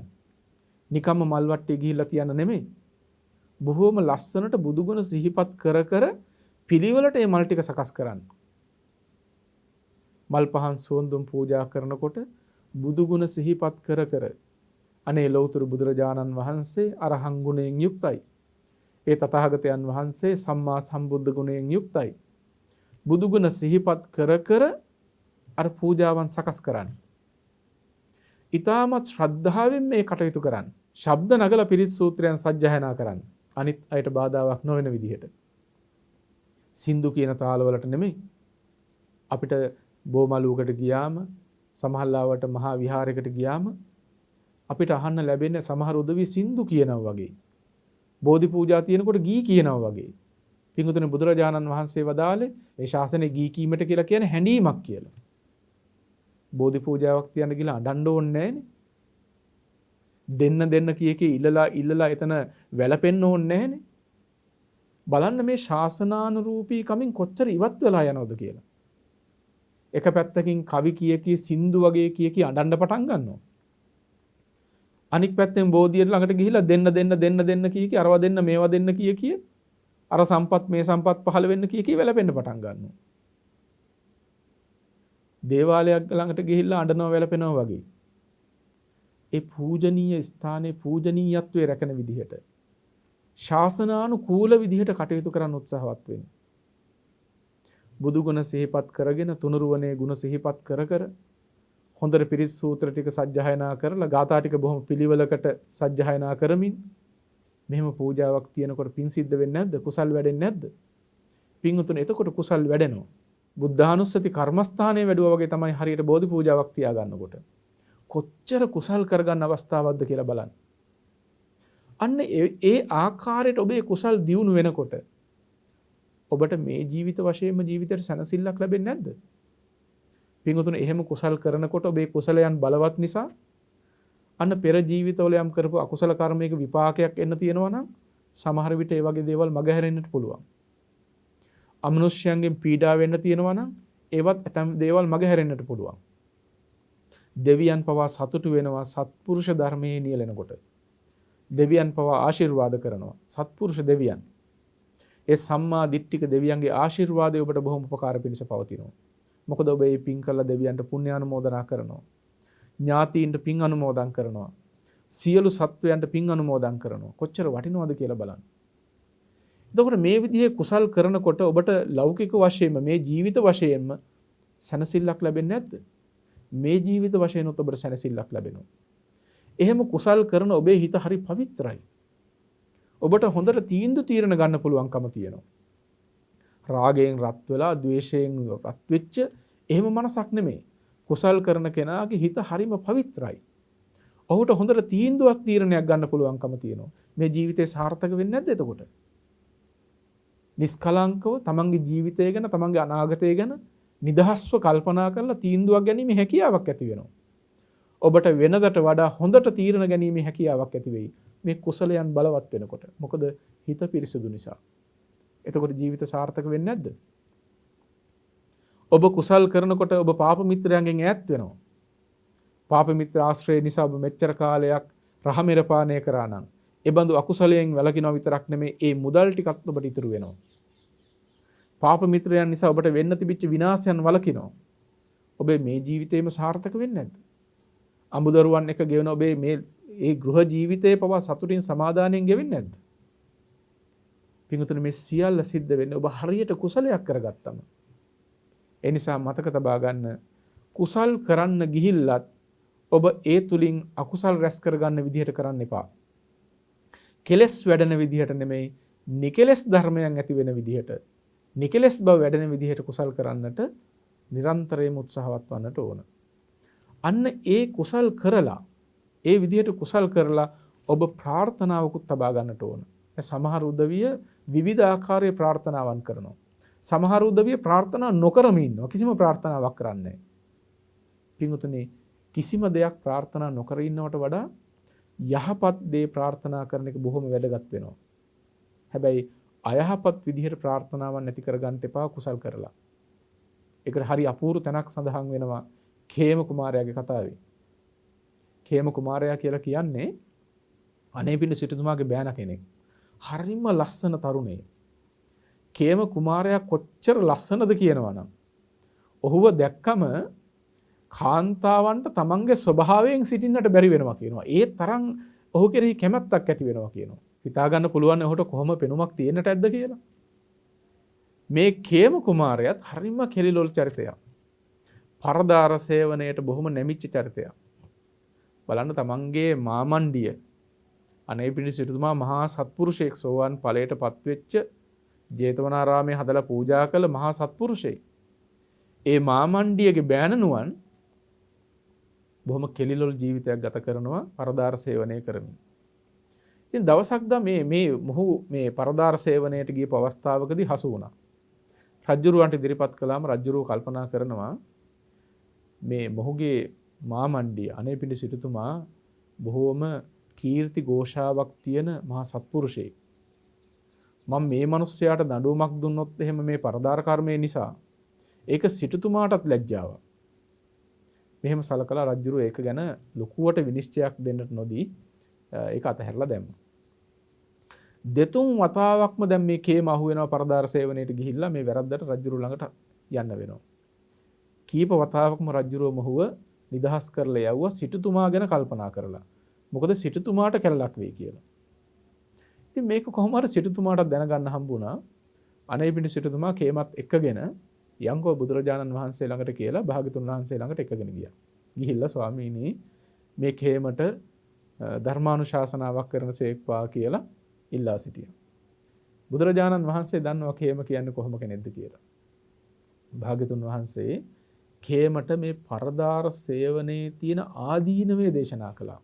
මේකේ තියෙන භයානකකම, මේකෙන් රැස් වෙන අකුසලයේ තියෙන බලවත්කම, මේක හේතුවෙන් නිරයට ගිහිලා දුක් විඳින්න වෙන හැටි, මේ සියලු කරුණු කාරණා සම්පින්ඩණය කරලා මෙලවත් වෙනසෙන හැටි, පරලොවත් වෙනසෙන හැටි ප්‍රකාශ කරමින් බුදුරජාණන් වහන්සේ මොහොත අනුශාසනා කළා. මේ අනුශාසනාව අවසන් වෙනකොට khema සෝතාපට්ටි ඵලයටපත් වුණා. බලන්න පින්වතුනි, හිටියේ කොහොමද? මහා කෙලිලොල් චරිතයක්, කාන්තාවන් පස්සේ යන චරිතයක්. හැබැයි ධර්මානුශාසනාවක් අහන්න ලැබුණට පස්සේ ඉතා ඉක්මනින් ධර්මය අවබෝධ කරගත්තා. මේ බලනකොට සමාජයේ ඉවත් කරන්න කියලා කෙනෙක් ඉන්නවද? හරියට ධර්මයේ ඔලුවට නොවැටෙන කම මිසක්, සත්පුරුෂ ආශ්‍රය ලැබිලා ධර්මයේ හරියට ඔලුවට නොවැටෙන කම මිසක්, ධර්මයේ හරියට ලැබුණොත් මේ සමාජය කී දෙනෙක් හදන්න පුළුවන් වේද කියලා බලන්න. ඒ නිසා ඔබ එකපාරටම මිනිස්සු ගැන තීරණය කරන්නට එපා. වැරදි තියෙන්නට පුළුවන්. හැබැයි ඒගොල්ලෝ කොයි වෙලාවකදී හරි හැදෙන්න පුළුවන්කම තියෙනවා. ඒගොල්ලන්ට ධර්මයේ ලබා දෙන එක තමයි කරන්නට තියෙන්නේ. සත්පුරුෂ ආශ්‍රය ලබා දෙන එක කරන්නට ඕන. එතකොට උන් හදා ගන්න පුළුවන්. ඉතින් මේ khema සෝතාපට්ටි ඵලයට පත් වුණාට පස්සේ ඉන්පසුව කවදාකවත් ඔහුගෙන් ඒ වැරද්ද සිද්ධ වුණේ නැහැ. khema පිළිබඳව හරි අපූර්ව කතාවක් පැන නැගියා. මේ තරම් කෙලිලොල් ජීවිතයක් ගෙවපු මේ කුමාරයා ඊට පස්සේ බුදුරජාණන් වහන්සේගෙන් බණ අහලා සෝතාපට්ටි ඵලයටත් පත් වුණා. බොහෝ දෙනෙක් khema ගැන කතා කරනවා. බුදුරජාණන් වහන්සේ හරි ලස්සන කාරණාවක් දේශනා කරනවා. khema මෙහෙම වන්න හේතුව මොකද්ද කියලා. අපේ බුදුරජාණන් වහන්සේට කලින් පහළ වෙච්ච ඒ භාග්‍යවත් අරහත් කස්සප සම්මා සම්බුදුරජාණන් වහන්සේගේ ශාසනයේ ඒ බුදුරජාණන් වහන්සේ පිරිනුවන් පෑවට පස්සේ ධාතු සය හදලා තිබුණා. අපේ රුවන්වැලි මහා සෑ රජාණන් වහන්සේ වගේ. khema හොඳ රෙස්ලින් කෙනෙක්, හොඳ මල්ලවපරකාරයෙක්. ඉතින් මේ khema දවසක් දා ඒ ලෞතර බුදුරජාණන් වහන්සේගේ ධාතු සෑයට පතාක දෙකක් ගෙනල්ලා, රන්කම් කළ පතාක දෙකක් ගෙනල්ලා ඒ ධාතු සෑයට පූජා කරලා ප්‍රාර්ථනාවක් කළා. ඔහු ප්‍රාර්ථනා කරනවා ඥාති ගැහැණු අය හැරුණුකොට අනික් සියලුම කාන්තාවන් Taman දැක්කට පස්සේ Taman කෙරෙහි බොහෝම ඇලෙන සිතක් ඇති වෙත්වා කියලා ප්‍රාර්ථනා කළා. දැන් බලන්න මේ ප්‍රාර්ථනාව හැටි. Tamanගේ ඥාති හැරුණුකොට අනික් කාන්තාවන්ගේ සිත් ගන්න විදිහට Tamanගේ රූප සම්පත්තිය ලැබේවා කියලා ප්‍රාර්ථනා කළේ. කුසලයක් කරලා මතුවේහි කෙලෙස් වැඩෙන විදිහේ ප්‍රාර්ථනාවක් කළේ. ඉතින් අර කුසලයක් නෙහු කළේ, කුසලයට විපාක ලැබුණා. විපාක ලැබුණේ කොහොමද? බොහෝ කාන්තාවන් ඔහු ප්‍රාර්ථනා කරපු විදිහටම දැන් ඔහු කෙරෙහි ඇලෙනවා. බුදුරජාණන් වහන්සේ ඇසුරු කරන්නට නොලැබුණා නම් අනේ පිටි සිටුතුමාගේ බෑන වෙලා ඉපදිලා සිටුතුමා බුදුහාමුදුර ළඟට එකගෙන ගිහිල්ලා ඒ තථාගතයන් වහන්සේගේ ඇසුර ලැබුණා. හදිස්සියේ හරි ඒ ඇසුර නොලැබුණා නම් අර පරදාර කර්මේ විපාක උට කොහොම විපාක දෙයිද? මතක තබා ගන්න, පරදාර කර්මේ විපාක ඊ타ත්ම දරුණුයි. දුගතියෙහි ඔබ උපදිනවා එහි විපාක වශයෙන්. ඔබ බොහෝ කාලයක්, ඊතා දීර්ඝ කාලයක් ඒව විපන්නම දුක් විඳින්න සිද්ධ වෙනවා. ඒ බඳු තැන්වල විපන්නම ඔබට අද තියෙන ධනේවත්, ඔබට අද තියෙන බලය, ওই රූප සම්පත්තිය, ওই යාළු මිත්‍රයෝ ඒ කිසි කෙනෙක් ඇත්තේ නැහැ. ඔබ හුදකලාවම ඒ අනන්ත අපරිමාණ දුක් අනුභව කරන්න සිද්ධ වෙනවා. කවුරුත් ඔබේ පිහිටට සරණට එන්නේ නැහැ. අපේ ධර්ම භාණ්ඩාගාරික ආනන්ද හාමුදුරුවෝ සංසාරයේදී මේ කාමයේ වර්ධවා හැසිරීමේ අකුසලයේ නිසා උන්වහන්සේට විඳින්න වෙච්ච විපාක පෙන්නනවා. සංසාරගත ජීවිතවලදී නිරේ ඉපදිලා නිරේ දුක් විඳා, තිරිසන් සත්තු වෙලා බරාදින්න සිද්ධ වුණා. ඔගොල්ලෝ අහලා ඇති ඔය හරක් අණ්ඩච්ඡේදනය කරනවා කියන කටයුත්ත. ඒ බඳු වූ දුක්ඛයන්ට මුහුණ පාන්න සිද්ධ වුණා එහි විපාක වශයෙන්. ඒ විතරක් නෙමෙයි, ස්ත්‍රී ආත්ම භවවලත් උපන්නා. නපුංසක ආත්ම භවවල පව උපදින්න හේතු වුණා අර කර්මයේ බලය නිසා. හිතනවාද මේ සෙල්ලම් දෙයක් කියලා? ඒ නිසා කිසි කලකත් ඔබේ සිත ඒ අකුසලයන්ට නම් යොමු කරන්න එපා. ඒ බඳු බලවත් වරදකට යොමු කරන්න එපා. ඉතින් මම මේ පැහැදිලි කරමින් හිටියේ khema එදා මහා කුසලයක් කරලා අර විදිහේ ප්‍රාර්ථනාවක් කළා. ඒ ප්‍රාර්ථනා විපාක තමයි ඔහුට මෙහෙම ලැබුණේ. හැබැයි සත්පුරුෂ ආශ්‍රය ලැබිච්ච නිසා යන්තම් ඔහුට ගැලවෙන්න අවස්ථාව සැලසුණා. නැත්තම් අර කර්ම නිසා එහි කර්ම විපාක වශයෙන් ඔහුට කොහට නම් යන්න වෙයිද කියලා කල්පනා කරලා බලන්න. ඒ කුසල් කිරීමේ විපාක වශයෙන් ඔහුට නිවන් අවබෝධ කරගන්න තරම් සුදුසු මානසික පසුබිමකුත් සැලසුණා. එතකොට මේකින් ඔබ තේරුම් ගන්නට ඕන කාරණාවක් තමයි හොඳ ප්‍රාර්ථනාවන් කරන්න. බෝසතාණන් වහන්සේලා සිදු කරලා තියෙන ආකාරයේ ප්‍රාර්ථනාවන් සිද්ධ කරන්න. හොඳට පින්කම් කරලා බෝධි පූජාවක් තියලා හොඳට වන්දනාමාන කරලා ඔබ ප්‍රාර්ථනා කරන හොඳ දේවල්. මේ කුසල ධර්මයන්ගේ බලයෙන් අසත්පුරුෂ සේවනයෙන් දුර වේවා. සත්පුරුෂ ආශ්‍රය සැලසේවා. සත්පුරුෂයන් කෙරෙහි නැමුණු සිත් ඇත්තෙක් වේවා. හොඳ ප්‍රාර්ථනාවන් කරන්න. අසත්පුරුෂ ස්ත්‍රීන්ට වසඟ නොවේවා. ඊතා ඉක්මනින් ධර්මය අවබෝධ කරගන්න ලැබේවා. මේ සංසාරයෙන් නිදහස් වෙන්න ලැබේවා. උතුම් ප්‍රාර්ථනාවන් ඇති කරගන්න. ඒ යහපත් ප්‍රාර්ථනාවන් ඔබට යහපත් ප්‍රතිවිපාක ගෙන දෙන්නට හේතු වාසනා වෙනවා. ඉතින් කල්පනා කරගන්න සියලු දෙනාම මේ අද කතා කළ දහම් කරුණුත් එක්ක ඔබ තේරුම් ගත යුතු කරුණු කොච්චර තියෙනවද කියලා. එකක් තමයි ධර්මයෙන් නියම විදිහට සැනසෙල්ල ලබා ගන්න කොහොමද කියලා දැනගන්න. දෙවෙනි එක තමයි නියම විදිහට කුසලයක් කරගන්නේ කොහොමද කියලා දැනගන්න. බෝධි පූජාවක් තියෙන වෙලාවක් වෙන්න පුළුවන්, දානයක් පූජා කරන වෙලාවක් වෙන්න පුළුවන්, කවර හෝ හරියට හරි විදිහට කුසලයක් කරගන්නේ කොහොමද කියලා දැනගන්න. තුන්වෙනි කාරණාව තමයි කුසලයක් කරලා ඔබ ප්‍රාර්ථනා කරන්න ඕනේ කුමක්ද කියලා තේරුම් අරගන්න. ඉතින් මේ විදිහට කුසල ධර්මයන් පිළිබඳව දැනුමක් අවබෝධයක් ඇති කරගන්න, ශාසන ධර්මයේ පිළිබඳව දැනුමක් අවබෝධයක් ඇති කරගෙන ජීවත් වෙන්න, දෙලවත් යහපත් කරගෙන නිවනින් සැනසෙන්නට ඔබට එය මහා උපකාරයක් වේවි. ඒ බව සිහිපත් කරමින් අද මේ දේශනාව සඳහා දායකත්වයේ ගැන කටයුතු කරන පින්වතුන් පිළිබඳව සිහිපත් කරන්නට ඕන. පින්වත් ඔබ සියලු දෙනාටම ලෝපුරා සිටින ලක්ෂ සංඛ්‍යාත ජනී ජනයාට ධර්ම ශ්‍රවණය සඳහා අවස්ථාව සලසාලමින් දායකත්වයේ ගැන කටයුතු කරනවා. දිමුතු බෝගාවත් මහතා සහ රංගනී විජේසිංහ මහත්මිය විසින් පුණ්‍යානුමෝදනා කිරීමට බලාපොරොත්තු වෙනවා. රංගනී විජේසිංහ මහත්මියගේ දෙමව්පියන් වන දේශප්‍රිය විජේසිංහ පියතුමාට එතුමාගේ දෙවර්ෂ පූර්ණ පින්කම නිමිත්තෙන් පුණ්‍යානුමෝදනා කිරීමට, ඒ වගේම හැරියට් ගුණවර්ධන මෑණියන්ට දසවර්ෂ පූර්ණ පින්කම සිහිපත් කරමින් එතුමියට පුණ්‍යානුමෝදනා කිරීමටත්, ඒ වගේම දිමුතු බෝගාවත් මහතා සහ රංගනී විජේසිංහ මහත්මිය නමින් මිය පරලොව ගිය සියලුම ඥාති හිතයිශීනට පින් පැමිණවීමටත් බලාපොරොත්තු වෙනවා. ආශිර්වාද කිරීමට බලාපොරොත්තු වෙනවා දිමුතු බෝගාවත් මහත්මයාගේ මෑණියන්ට සහ පියතුමාට දීර්ඝායුෂ ප්‍රාර්ථනා කිරීමට. මේ ආකාර වූ සත්පුරුෂ අදහස් රාශියක් පෙරදැඩි කරගෙනයි අද මෙහි දායකත්වයේ ගැන කටයුතු කරන්නේ. ඉතින් කල්පනා කරගන්න ඔබ විසින් රැස් කරගත්ත මේ අති උදාරතර කුසලානිසංස ධර්මයන් ප්‍රථමයෙන්ම ලෝකයේත් සම්මා සම්බුද්ධ ශාසනයත් ඔබ අපවත් ආරක්ෂා කරන දෙවියෝ මේ පින් සතුටින් සාදුනාදයෙන් අනුමෝදන් වෙත්වා. ඒ වගේම සඳහන් කළ ඥාතීන් ප්‍රධානව ඔබ සියලු දෙනා නමින් මිය ගිය මෙලොව පරලෝකගත වර්ග පරම්පරානුයාත සියලුම ඥාති හිතයිශීනොත් පින් කැමැති හැම සත්වගත් මේ පින් සතුටින් සාදුනාදයෙන් අනුමෝදන් වෙත්වා. දුකින් මිදෙත්වා, සුවපත් වෙත්වා, ලෞතුරු නිවනින් සැනසීම ලබත්වායි සාදු කියලා පින් අනුමෝදන් කරන්න.